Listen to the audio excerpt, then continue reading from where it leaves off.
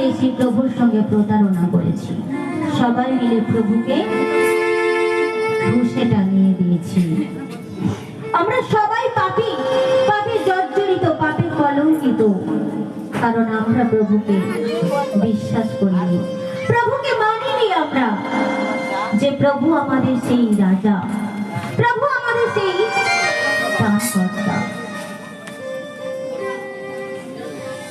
প্রভুকে আমরা ক্রুশে মৃত্যুবরণ করতে বাধ্য করেছি। আমরা যে অনেক পাপী, তাই জুদাস সেই ফরিসীদের কাছে গিয়ে যখন কথা দিয়ে ভোজসভায় ফিরে এসেছে, তখন যেন কিছুই তার হয়নি, কিছুই যেন সে জানে না।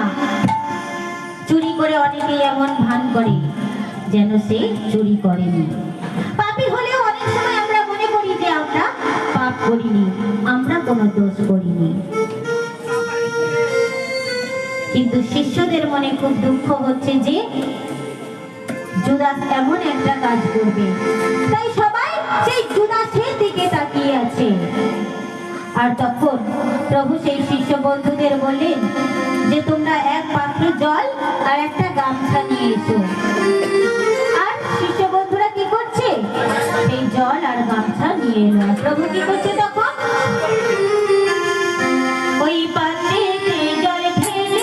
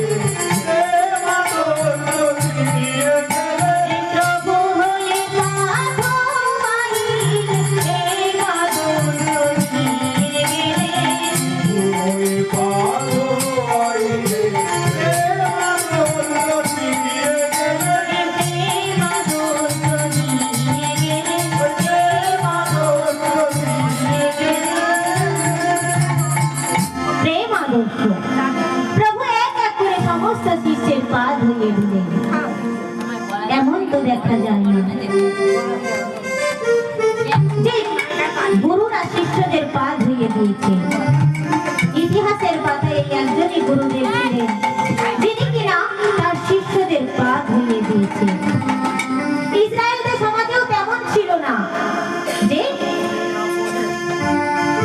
গুরুরা শিষ্যদের পা ধোয়ায়, শিষ্যরাই তো গুরুদের পা ধুয়ে দেয়, আদর করে, যত্ন নেয়।